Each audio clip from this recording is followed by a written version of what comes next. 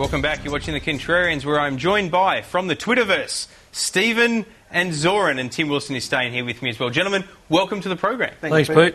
All right, let's kick off with you, Zoz. I'm going to use Zozstar and the various Twitter handles interchangeably with their names during this show, so bear with me. Now, Zoz, you tweeted when you got here that you have arrived at the Kremlin. What do you mean?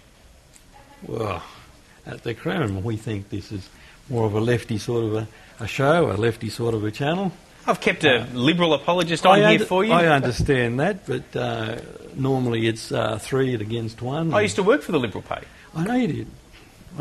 You could have actually drawn attention to the bright red that's surrounding you at the moment. The giant red chairs. It's a conspiracy. Now, Stephen, let me ask you. Now, I want to get you and Zoz here having a bit of a chat about asylum seekers, because I've got a sneaking suspicion you've got a slightly different view. But when you hear Zoz refer to this as the Kremlin, what's been your general impression of Sky News? You think it's probably further to the right than Genghis Khan, don't you? I think most media in Australia in this present age is a bit to the right. I think the left is getting a pretty raw deal, and quite frankly, to call Sky News Australia left wing is really pushing it. What do you think of the ABC? The ABC, I'm not happy with the direction it's taking. It used to be. It's gone too far to the right. It's gone too far to the right. When I grew up, there were 3 people my dad believed in: God, my mother, and James Dibble. And the ABC ruled in our house. You know, it's no longer the source of totally unbiased information that Australians deserve from their national broadcaster. I've got to make the observation that if Dick Adams decides to leave politics, I reckon there's a fair chance that they can pretend he's gone nowhere and you can step straight into that seat, because his personal vote's pretty important to the Labor Party down there in Tasmania. Yes. And it is a very close parliament, as Zoz knows well. Now, you like calling anyone who's not as far to the right as you a commo. That's correct. And you also like calling Julia Gillard Big Nose. Yes. Where does that come from? Well, there's 18 promises that she's not completed or adhered to. Obviously, the biggest one's your carbon tax one. See, that's right off the bat. The carbon tax, it's not a tax, it's a carbon price. I'm not paying it, you're not paying it, you're not paying it. It is a price now. It's a tax on business, but your point is she said Pinocchio. Tim, let them fight it out, mate. Don't get in the road. None other than Dennis Shanahan himself from The Australian wrote on the eve of the last election that Julia Gillard promises to bring in a carbon price, and she's done exactly that. So let's just can the furphy that she's told a big lie about carbon tax. Zoz, how do you respond? Well, I thought she said there will be no carbon tax under the government I lead. And you're dead right. There is no carbon tax under the government. There was. It's a carbon price now because they like to change words, the Liberal Party. You know, supporting That's right, jobs. They do, the Libs. What's the Liberal Party or the Labor Party? The Labor Party. Freudian slip there. So, Tim, let me ask you, depending on what your view is on this, she said there'd be no carbon tax under the government she led. Yep. In fairness, Stephen, she did then say, call it what you like if you want to call it a carbon tax after she implemented it, but then they have come back from that. What about once it becomes an emissions trading scheme? When it naturally changes into that, is that a situation where she's then actually fixed the broken promise in your view? No, a carbon tax and emissions trading scheme are essentially the same thing. It's only how you set the price. Well, then she promised it has the same effect. But then, serious question, but then she promised the same thing that she also promised she wouldn't do. Because she did promise that she would price carbon, but she also promised that she wouldn't introduce a carbon tax. What she promised was a citizens' assembly. So maybe we should have got Zoldstar and you guys along for the most of the Twitter grog party and all those. The citizens have their say on the carbon tax. 14 pensioners down at Canberra and Alan Jones flecking at the mouth. The carbon tax is finished. It's a dead subject. I don't know why we don't. It's in the rest of the world. The rest of the world is bringing in a carbon price. We're moving away from a fossil fuel-based economy to a carbon-based economy. So, serious question. You are a truck driver. Yes. Yeah. So, have you transitioned away from using fossil-based fuels to drive around your truck? In that industry, there's certainly a lot of movement to it. There's Euro 5. Engine requirements that are coming in. Euro 6 will be coming in soon. I'm in the waste industry. There's a lot. You went to a tip now, as when you went to a tip when you were a boy, they're being buried in great big plastic mounds. Methane's being drawn off them. They're producing electricity. And it costs money. And that's what the carbon price is meant to do, to provide the money to drive these changes. Because we can't keep going the way we're going. Next issue, let me just jump in. Now, Zoz, what were your thoughts on what Scott Morrison had to say the other week in relation to, this idea that people should be informed when asylum seekers move into their community or their building or what have you? Well, I agree with Scott. I think, to a degree... Scott doesn't agree with Scott, though, because he said that that's not what he said. I know, but they keep changing. But you agree with what he says he didn't say? Well, I mean, at the end of the day, if you have these people from overseas... Who are these people? Well, the refugees, they call them. But I don't know where they are. If they pay their way here and they fly over to Indonesia and then get a boat here... Well, Senator Abetz thinks they're not necessarily pedophiles. Well, regardless, I mean, surely the public... these people, I don't know whether they've been quarantined. I don't know if they've had any diseases. I don't know whether they've been, basically told what our laws and requirements are. You don't know whether I've got any diseases. Here you are on the panel. No, but you're an Australian citizen. I think this is the odd Australian citizen with a disease. But you don't know anyone from overseas. And when we have quarantines and we have all sorts of stuff against disease. From overseas. In fairness, my understanding, you can't come to Tim, Australia correct me if I'm wrong, but my understanding is that when you come here by boat, people don't hit the mainland and not be accounted for. They get intercepted and they go through quarantine before they then get either placed in the community or go into detention. That's my understanding. Well, what do you think? Do you think there should be behavioural protocols or people being notified if they have giant numbers of people put into their community where they're asylum seekers? Well, we have behaviour protocols. They're called laws. Correct. And everyone in the country is subject to them. To put another level in there is just pure discrimination. We've already got enough... Can I ask then, so should anyone who arrives here get education on what those laws are? Well, I'm sure they do. I'm sure part of the briefing process when they arrive in Australia is some sort of, here's what we stand for. Common sense is a great leveller. These people, we're demonising these people. You just called them these people. Well, these you both called them these people when you're for or against them. The concept of the other is gone kaput on the Contrarians. Citizens, you can't call them refugees. You can't call them asylum seekers. Okay, well, paid asylum seekers or something to that effect. Well, you can be but if you're an asylum seeker and you have to pay someone to get out of a country, then you're still an asylum seeker, surely. These people, there you go again, these people. I'm a parent, I'd do exactly the same. Okay. To leave one of these places, I'd be on the first boat. So gay marriage, what do you think? Mate, I don't have a problem. You have a problem? Why is it even called gay marriage? It's just marriage. Just why are we again labelling it? Let's let people get married. That's pretty straightforward. Do you both agree with that? I was going through the Twitter feed. A lot of people advocating for both sides and then their supporters slamming the other one. Now, what do we think about Western Sydney? Before we take our first break, let's get some views on Western Sydney. And after the break, we've got our Twitter handle, Van Bad Ham, coming and joining us on the show. She's been more than a little outraged that we've held her off the first segment on the day that is International Women's Day. What do we think about Western Sydney now? As you were saying off air before we started that you grew up in Rooty Hill. I grew up in Rooty Hill. Yep. From the age of 4 to 17, 18 years of age. Were you offended by the sense of humour attempt from Mark Butler about Benny Hill and all the rest of it? No, not really. That was a bit of a beat-up? Yeah, a bit of a beat-up. But, like, Western Sydney's pretty hard and they don't cop any, BS. And I don't think Big Nose has done herself any favours at all. That'd be the Prime Minister, would it, on International Women's Day? Do you think... Well said. Well said. Do you think it's done her any favours going out in the West? She's gone out to where politicians need to go. We're carrying on here. The government is fighting for its life. These are the people who are going to vote against, and these people are going to vote against her. Why wouldn't she be there? It's absolutely ridiculous. Tony Abbott has been banging on all over the country like a demented rabbit for 2 years, going to every small event he can. Because why? Because he wants to be elected. This is part of the double standards that we're holding these two people to. You just raised concern about him calling them demented rabbit. You call her Big Nose. But you can't call her Big Nose. As long as you tell you what, I'm glad that I kept Tim on the show because he's just basically taken over without any authority. But that's fine. Yeah, well, that's your response? Stephen over here's just slammed Tony Abbott, who you're always defending on Twitter. Come on, step up. Mate, I can't see anything wrong with Tony. I mean, they keep raving on for 5 years now. Tony this, Tony... What Tony? Where's this evidence that Tony is a misogynist? Where's this evidence that Tony's done anything wrong? We don't have any evidence about Tony. That is the issue. We're not told anything about his policies, where he's going to head the country. Joel Hockey is saying one thing, Tony Abbott's saying another.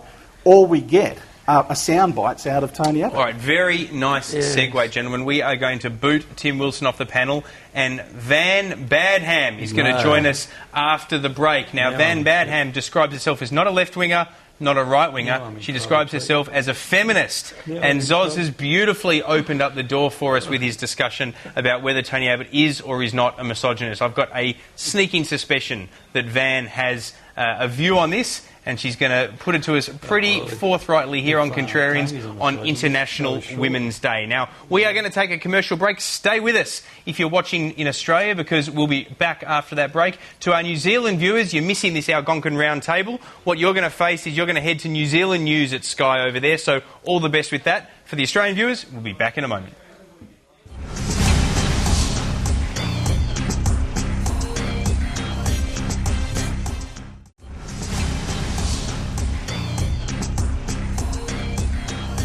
Welcome back. You're watching Contrarians on this social media special, which I'm sure has every chance of winding up on Media Watch. Stephen and Zoz, welcome back. And Van, and it's not Van Badham, it's Van Badham. That's Van actually Badham. your last name. Yes, so, and I'd like to program. congratulate myself for being the only woman on this panel on International Women's Day. Well, Thank we you for wanted having to, me. raise the tone and bring you on for the sake of this special day. Now, Zoz was making the point before the ad break that he doesn't understand all this stuff about Tony Abbott and misogyny. What's your view as a feminist? Well, I think as a feminist, realising that neither Zoran nor Tony Abbott have ever been in a position to actually feel the pressure of an unwanted or unviable pregnancy, there may be issues like, Tony Abbott's blocking as Health Minister of RU486, the abortion drug also used to treat breast cancer. Okay, so let me it's just a jump very in. big issue for Australian women. Fair enough. Let me just, and the polls support that, quite frankly, but let me ask you this. So your definition of misogyny is not that he hates women, it's that he has sexism or lack of understanding. No, I don't think it's a lack of understanding at all. I mean, we're constantly reminded by the media that Tony Abbott is a Rhodes Scholar and has an economics degree and is a fantastically clever man.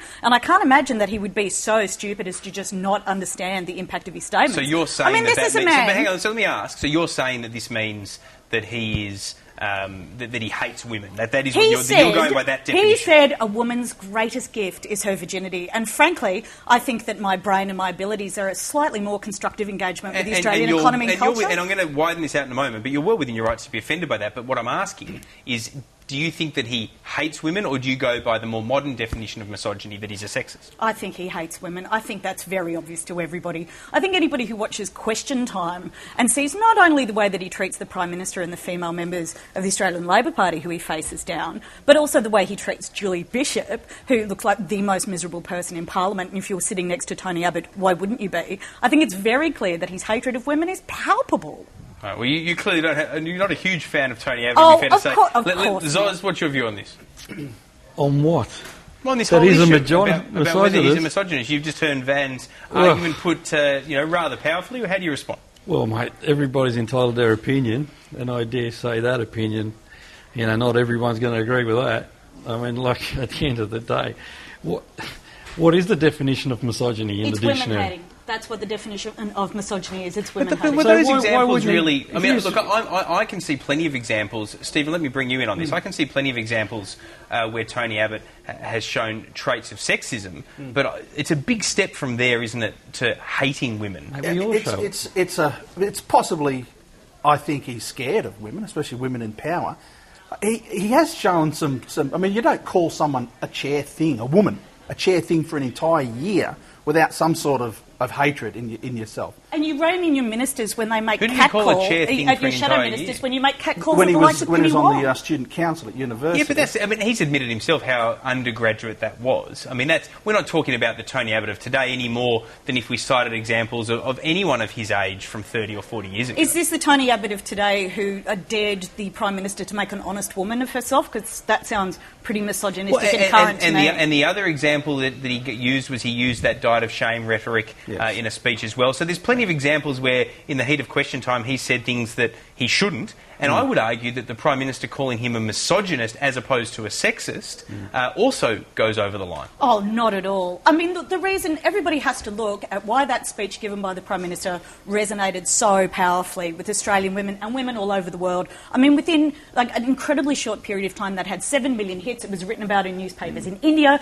It was written up in the UK. I was hearing about it from friends in America. It fascinated because women but it hasn't doesn't change Labor's vote. We feel it in the workplace every time we go into our workplaces, and it's the invisible punch to the face that comes from I think Van's point is indentured incredibly attitudes of sexism right. that silence women and speak over women and denigrate and patronise women. And the likes of Tony Abbott, come from this calcified ancient misogyny where they think they can treat women like that. How dare he? But hang on. But you use these examples. At the end of the day, Question Time is brutal, whether it's Tony Abbott taking on a female member of the Labor Party, whether it's a male member of the Labor Party taking on a female member of the Liberal Party. Sophie Mirabella has faced an awful lot of what seems pretty sexist language from the Labor side of the House. Would you agree? Look, I don't support sexist language at all. And of course there are misogynists everywhere, absolutely. But, we're in a history-making epoch in this country at the moment where we actually have a female Prime Minister. And that is a very significant thing. And I think we have to look at, the tactic that Tony Abbott has been playing. It is very challenging for a lot of Australians to see such a disruption in what they expect Prime Ministers to look like. If you go into the National Portrait Gallery in an old Parliament House, you see leadership, and leadership is a white old man with, bushy eyebrows and grey hair. And now we have this extremely intelligent, hard-working, and I'm not a Labor supporter by any stretch of the imagination. I'm a very left-wing person. I've been voting for the Greens for a long time. But we all know she is being treated. She is being treated differently because she is a woman, and a lot of Australians are very frightened of that. Well, let me ask you this then. John Howard, Stephen, let me widen it out to you. John Howard was called everything from a fascist to a Nazi when he was Prime Minister. How is that any, including by some of his own party members, and a rat by them? Senator George Brandis, who's now the Deputy Leader of the Opposition in the Upper House. How is that any less bad than a lot of the things Gillard has been called? Because they're non-gender specific terms. They're attacking the Prime Minister specifically for her gender. She appeared at the press club, and there were pages and pages written, mainly by News Limited, about her damn glasses. Oh, my God. Her shoes and falling over the shoes and what she's wearing and what colour her hair is. On this very program 2 weeks ago, we got torn apart by Andrew Bolt and Mr Price on 2GB because we talked, not me specifically, but we talked about whether or not Tony Abbott had Botox. So that's the thing. He you might have the same talked thing about in that sense. Yeah, he showed up like the next day at the press club. He showed up like a Botox Oompa Loompa, and there wasn't one mention of it in the press. These are the double standards that this female Prime Minister... But we talked about it. There was a mention of it. I mean, I didn't talk about it, but our panel did. Yeah, well, I've spent the last week researching News Limited articles. I couldn't find one article about Tony Abbott's supposed Botox. I found 17 about Julie Gillard's glasses. But hang on, let me just answer that, because I think the reason is because Tony Abbott says he doesn't get Botox, so there's no evidence that he does. But there's a little bit of evidence that Julia Gillard's got glasses, because she's wearing them. And there's no evidence at all that she practices witchcraft, and yet Tony Abbott was more than happy to stand in front of his argument in response to that, I mean, I don't like having to defend this every time, but his argument in response to that, in fairness, is that he didn't see that sign behind him. How could he not see the sign behind him? Because he doesn't have eyes in the back of his head, that's why. He doesn't see a lot of things, does he, Tony Abbott? I'd be very worried. Was he wearing horses' Zoz, blinkers? You've got to help out here. I am the one defending Tony Abbott. You're meant to be the right-winger on the panel. Right, I'm not interested in that. Let's just talk about Okay, great. debt. Let's talk about Julia Gillard's management of the economy. I would love to talk about that on International Women's Day. What were you saying, Van, about blokes speaking over the Prime Minister and women, and it's really offensive? I've got to say, it's something that we put up with all the time. If I can take the power back, God damn it, I will. Two wrongs don't make it right. Now, Zoz, let's get your view. I'm sick of talking about this stuff. Let's talk about debt.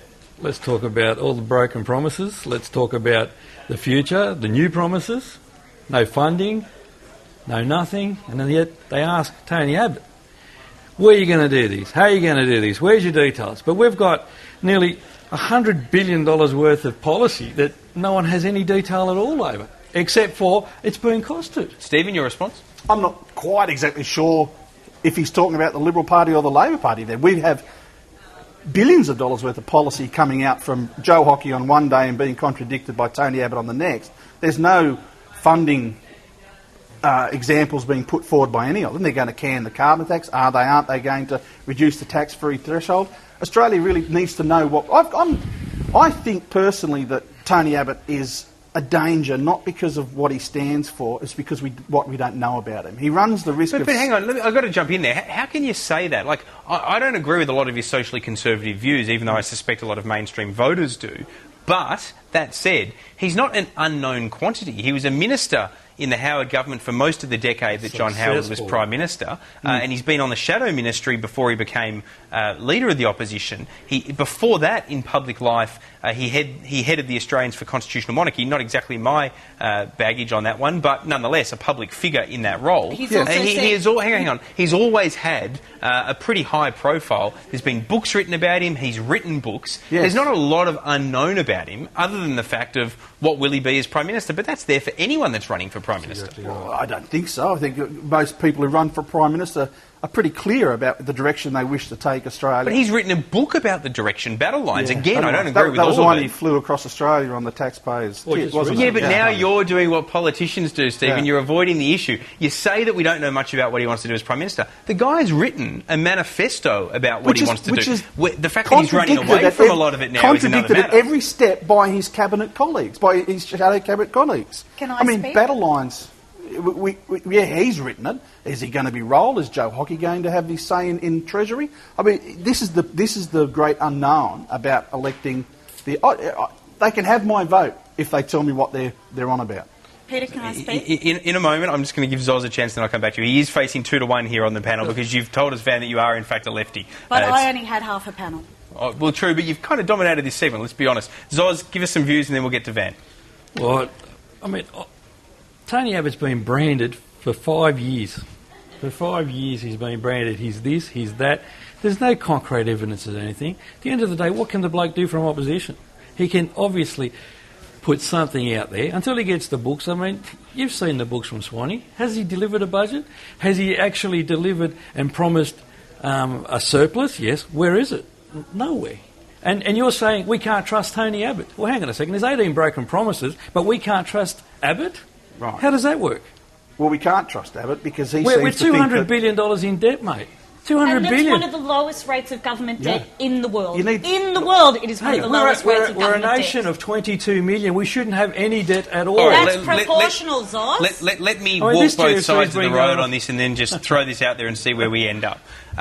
We have very low debt by world standards. However, in fairness to Zoz's argument, the escalation of that debt has been comparable to significant escalation of debt in any other part of the world. In other words, yes, it's still low, but the rate at which it has increased since Swan became Treasurer has been as high as anywhere. I think we have to talk about what's going on in the economy at the moment and the effect that that's having on Tony Abbott and the way he's essentially been forced to campaign. I mean, traditional Liberal parties and the Liberal National Coalition in this country campaigns on economic issues. They put on the grey suits, they show their economics degrees and go, we're the party of rich people, we'll make everybody rich. But you currently have a Labor government that's delivering low unemployment, low interest rates, low inflation. The GDP is growing at a rate of 3%.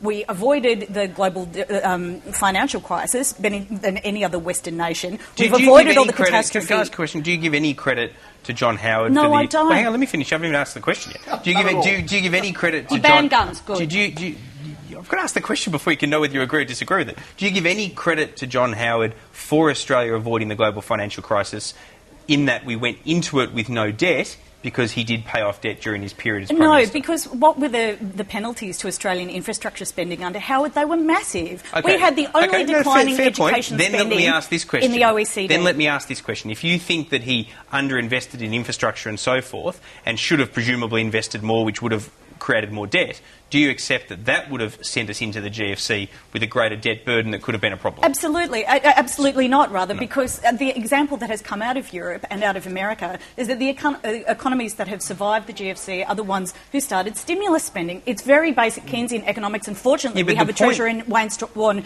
who's been able to implement that. But the point about stimulus spending is that if you start with low debt, it's easier to do it because the debt doesn't escalate as badly. The issue is Howard got the money from to pay off the debt. He flogged all our assets.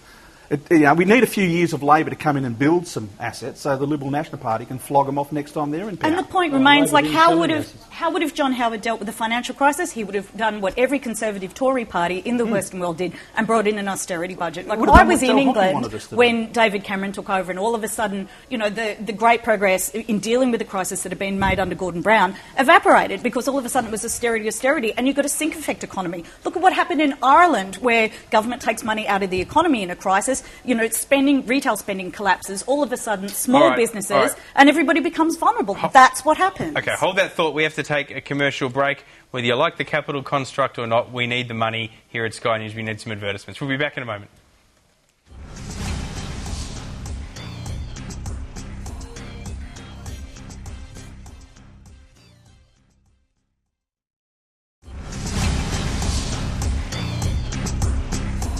Welcome back. You're watching The Contrarians, where we are in the middle of a social media experiment, and I am knee-deep in it. Now, lady and gentlemen, let's continue to talk about politics. Now, during the break, Zoran, I said to you, what do you want to talk about? And you said, the mess that we're in. Elaborate. Well, $200 billion worth of debt for one. Gonski, NBN, dental. Should I go on? Is that stuff? There's nothing. So but there's education nothing. and good teeth well, are we've a had mess. all these Right. announcements. Yeah, hang on. We've had all these announcements, but there's nothing there. There's no substance. Absolute no substance at all. Well, Where's mate, the substance they're for all these announcements? They're building mate? the NBN. They're funding Gonski. It's going to happen. We don't know how yet, though. We only know that there's been some discussion about there being increased taxes on super. That's a bizarre move for a Labor Party that can claim credit for getting super to where it is, yet now it looks like it's going to tax more. It's an increased tax on voluntary contributions. There's some super. talk that might go further than that. Well, that's another thing. If that becomes an issue, people have to make up their mind over And we that. have to wait and see, which is my point, which is that we don't yet know for sure how they're going to fund Gonski. That's true. But they're talking about Gonski. They're not just... John Howard gave flagpoles 11 years as Prime Minister, and the best thing he could do for our kids' education was give every school a free flagpole. Come on. Mate, our kids, well, have a look at the results under Howard, our education, how smart our kids were. Have a look at the results after the BER, after all this stuff that I think you'll supposedly Labor... We're going downhill. No, I think you'll find that education, the NAPLAN scores are actually improving. This is, again, where the right wing of politics, the facts they just don't... They can't do math. That's not true. That's I've got after three the kids BER. that can read. That's They can do after the maths. BER. They go to public schools. Well, the results Two came of them are out. in opportunity We're 17th classes. under Howard. We were the top 5 in the And world. under Howard, 2 university campuses were closed. Do you remember that, or have you forgotten? 2. Yeah, we had the only declining education expenditure Does Tony in the Abbott know about OECD. that? Don't you think we've got too many universities for the size of our population? Absolutely not. And if you compare I Australia to a reckon. country like Finland, which has, often talked about the best education system on earth, and that's a country of less than 5 million Well, what people. else is Finland going to do? Well, I mean... They haven't got industry. They haven't got... Really? They're going to educate their I kids, think aren't there they? are 1 or 2 Finnish industries, and given the fact that you're maybe. looking at a small population, I think you need some facts, Zoz. All right, I'll you're get looking some. at a small country that has disproportionately healthy economy relative to its size, apparently, I'll get and it's some based facts. in education investment. The Americans have been importing Finnish educators to the United States for years to teach them how to run an education system. How's that going? Is the American education system doing well? Well, this is the thing. They don't understand the notion of a system that's not based on competition. It clashes with American values. But the issue with Gonski is we can't afford, as an economy, facing climate change, to not have the most well-educated populace Sure, we but you do possibly can. accept that at the moment we don't yet know how they're going to fund it. That's We a don't. legitimate They haven't told us comment. how they're going to fund it. We don't know how they're going to fund it. And That's until the correct, state yes. governments get on board with actually collecting the mining tax, I don't know how we're going to fund it. Zoz, what do you think of the NDIS? Do you support it? Mate, I'm a fan of it. Great fan. But, mate, how can you support something that you have no idea on how and who's going to fund it, how it's going to be implemented? No idea. I was watching Well, the you just Senate. said you're a fan of it, so you support it, but despite that. I support it, but I'm just saying we've got nothing so far. But this is why we vote governments in, to work around these problems. Sure, you and I can't think of it, but we trust our governments that they will. Yeah, but they're the doing alternative nothing. is that's the That's not alternative, true. doing nothing.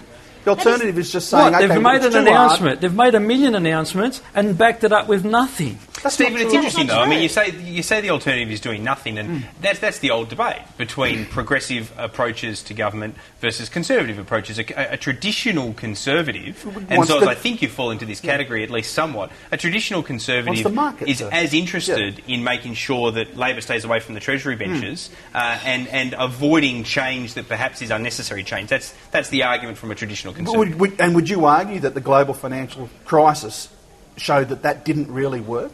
That the market, which is supposed to benefit everyone, and the trickle-down effect didn't trickle down very far at all. The system has proven not to work. and yet we're just going to let's give it another whirl. Let's try it again. Paul Krugman was talking about this in the New York Times today, that, the economic doomsayers in the United States 4 years ago, all the journalists from the Wall Street Journal and, all of the venture capitalists in New York going, bailouts, they're not going to work, and systemic investment's not going to work, and infrastructure's not going to work, and we're all going to go to hell in a handbasket, have been proven absolutely false and untrue. We are almost out of time. Zoran, you've been ganged up on 2 to 1 here. I hope you're going to stop attacking me on Twitter, because I've got to tell you, I've been helping defend you in this show. No, you have. You've been wonderful. You tweet that. You be sure to tweet that. Final say on this episode of Contrarians. Zoz, over to you. I'd just like to say that this country needs it and democracy. So we need to have a Labor Party, we need to have the Greens, we need to have the Liberals. As long as the Labor Party and the Greens don't govern, everything's fine. All right, there you go. We are out of time. Stephen, Zoz, Van, thank you one and all for joining me on the program. And thank you for your company. As long as you're still there, I hope you are. I'll be back on Sunday morning for Australian Agenda, where I'll be speaking to Julie Bishop about what's happened in the West Australian election in her home state the morning after it's happened. And on our panel, we'll have Mark Latham, Jeff Gallup and John Hewson. See you then.